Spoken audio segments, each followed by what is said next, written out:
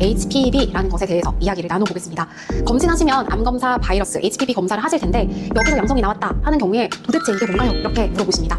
HPV는요 숫자로 나와 있는데 하나하나 이름을 붙이기에 너무 많아요. 실제로 굉장히 유명한 가수도 사망한 사례가 있었어요. 안녕하세요. 산부인과 의사 이동입니다. 여러분 휴가 계획 잘 세우고 계신가요? 저도 짧게 제주도 다녀왔는데요. 반딧불이가 요즘에 나오고 있어요. 정말 예뻐요. 밤하늘에 반짝반짝한 반딧불이를 보면 조금 바빴던 것도 잊어버리게 되고 자연이 이렇게 아름다운 거였나 이런 생각이 들더라고요. 휴가 계획 세우시는 분들은 한번 참고해보세요. 자, 오늘은 외래에서 굉장히 길게 설명드리는 것 중 하나로 HPV라는 것에 대해서 이야기를 나눠보겠습니다. 검진하시면 암검사 바이러스 HPV 검사를 하실 텐데 여기서 양성이 나왔다 하는 경우에 도대체 이게 뭔가요? 이렇게 물어보십니다. 설명을 해드리는데 사실 이해가 쉽진 않아서 시간이 좀 길게 걸리는 경우가 많습니다. 그래서 따로 이 부분을 빼서 설명드리려고 해요. 여기서 딱 3개만 가져가시면 됩니다. 첫 번째는 HPV와 자궁경부암이 어떻게 연결이 되는지, 그리고 두 번째 HPV 양성이 나왔다. 근데 고위험군이 있고 저위험군이 있어요. 뭐가 다른지. 세 번째, 저는 가다실이라고 백신도 맞았어요. 근데 또 걸렸어요. 가능한 건가요? 라는 질문에 대한 대답입니다. 여러분들을 무섭게 하려고 하는 게 아니라 진료실에서는 충분히 설명드리기 어려운 부분들이라서 이해를 좀 더 쉽게 해드리려 합니다. HPV는요 숫자로 나와 있는데 하나하나 이름을 붙이기에 너무 많아요. 한 100가지가 넘거든요. 그래서 이 아이들이 한번 감염이 되게 되면 고위험군 같은 경우는 자궁경부암을 일으킬 수가 있어서 검사를 하게 됩니다. 고위험군에는 여러 가지 중에서 자궁경부암 걸리신 분들을 분석을 해봤을 때 가장 많이 나왔던 번호들을 추려서 우리가 고위험군이라고 합니다. 하지만 검사에서 고위험군이 나왔다고 해서 무조건 암이 걸리는 건 아닙니다. HPV가 감염이 돼서 불씨처럼 계속 남아있다가 세포를 조금씩 10여 년에 걸쳐서 변화시키게 됩니다. 그 중에서도 가장 많이 알려진 번호가 16번, 18번이에요.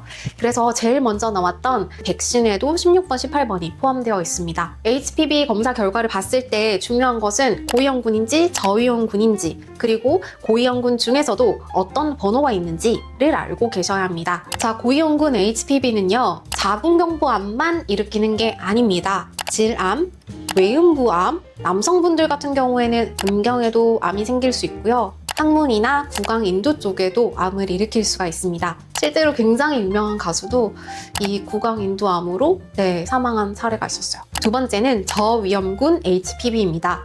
6번, 11번이 가장 대표적이고요. 콘딜로마라는 성기사마귀와 관련이 있습니다.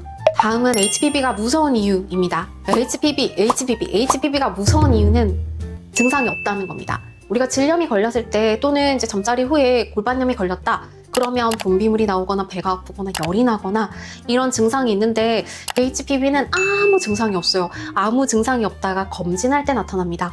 또는 정말로 증상이 일으킬 때 암이 걸려서 피가 난다거나 또는 이제 외음부 쪽에 사마귀가 걸려서 오실 때 비로소 알게 됩니다. 그래서 어떤 환자분들은 저 잠자리 한 지 몇 년 됐어요. 저 한 번밖에 안 했어요. 이런 분도 있으세요. 그래서 자궁경부암은요 증상이 초기에는 없는 경우도 있기 때문에 미리미리 검진하셔서 찾아가야 하는 암입니다.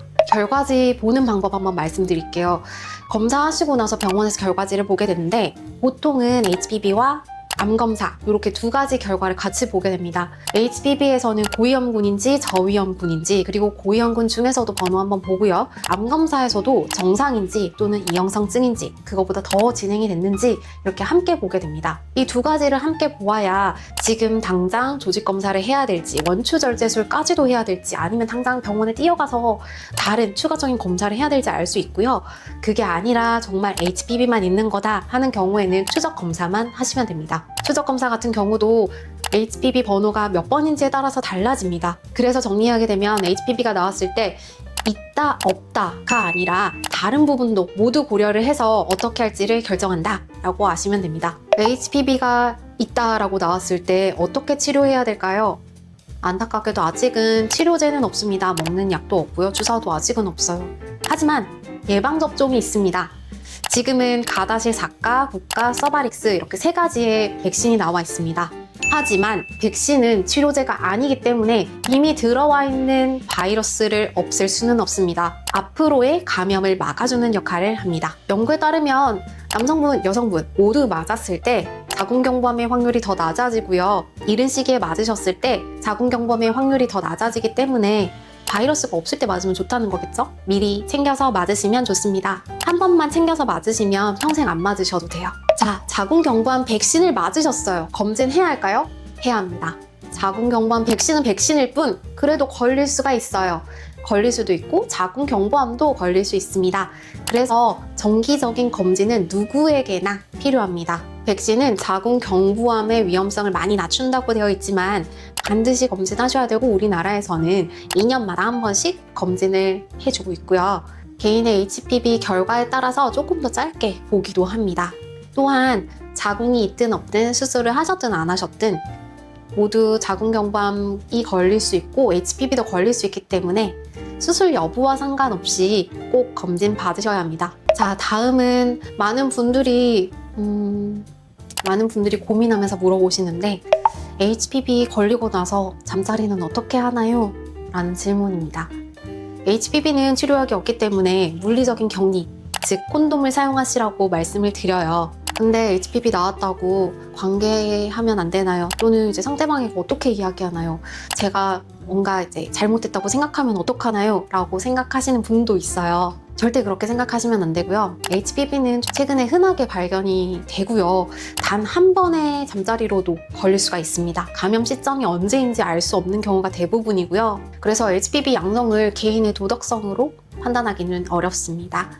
걸렸다는 것을 알게 되시면 검진 시기 조절하시고 콘돔 잘 끼시고 하면 되는 거지 너무 걱정하시지 마세요. 다만 파트너가 자주 바뀌셨다거나 콘돔을 자주 사용하지 않는다거나 검진을 자주 안 하시는 분들은 위험할 수 있으니 위험 관리가 필요합니다. 현실적인 답은 이렇습니다. 콘돔 사용하시고요. 정기 검진하시고요. 필요한 경우에는 파트너랑 같이 자궁경부암 백신을 맞으시면 됩니다. 그래서 지금까지 HPV에 대해서 설명을 해드렸는데요. HPV는 굉장히 많다. 그리고 고위험군, 저위험군이 있다. 고위험군은 암이랑 관련되어 있고 저위험군은 주로 콘딜로마 또는 외부에 생기는 성기사마귀라고 부르는 아이와 관련이 되어 있습니다. HPV는 치료약은 없고 물리적으로 격리를 하거나 예방을 하는 방법이 있다. 이렇게 알려드렸고요. HPV는 하나만 보는 게 아니라 자궁경부암 결과와 함께 보아야지 얼마 만에 한 번씩 검진을 할지도 알 수 있다라고 알려드렸습니다. 지금까지 영상에서 궁금한 게 있으시다면 얼마든지 댓글 달아주세요. 감사합니다. 청소년기에는 딱 2번만 맞아도 평생 가는 면역이 생성된다라고 되어 있고 그거는 아직 그 바이러스에 노출되기 전이기 때문에 면역이 더 잘 생겨요. 그런데 성인이 되고 나서는 3번을 맞으셔야 되고 처음에 맞고 2달 있다가 한 번, 4달 있다가 한 번 이렇게 맞으세요. 아무리 늦어도 1년 내에는 다 맞으셔야지 면역이 형성이 되세요. 목욕탕에서 옮을 수 있는 아이도 있어요. 약간 집신벌레 같이 생긴 이런 아이들이 있는데 대부분의 이렇게 균들은 인체에서 밖으로 나가게 되면 생존을 잘 못해요. 그리고 특히나 HPV 바이러스 같은 경우는 밖에서 생존이 굉장히 어려워서 목욕탕에서 걸리기는 힘들어요. 구강인두암으로 사망한 사례가 있었어요. 신님 검색 엄청 하시던데. 네. 근데 그분이 뭔가 이렇게 멘트 같은 것도 남기셨어요. 내가 이럴 줄 알았으면은 오러를 안 했을 텐데 이런 얘기를 했었어요. 근데 반딧불이가 저도 교육을 받았는데 14일밖에 못 산대요. 아, 그래요? 14일 그 사는 동안에 이렇게 짝짓기를 해야 된대요. 그러니까 본인의 이제 그 인생사에서 가장 중요한 일이 짝짓기인 거예요. 그리고 나서 수컷은 짝짓기 후에 바로 죽고, 네, 암컷은 조금 살아남았다가 알 낳고 죽는데요. 그래서 되게 슬퍼. 이 예쁜 아이들이 너무 슬프다.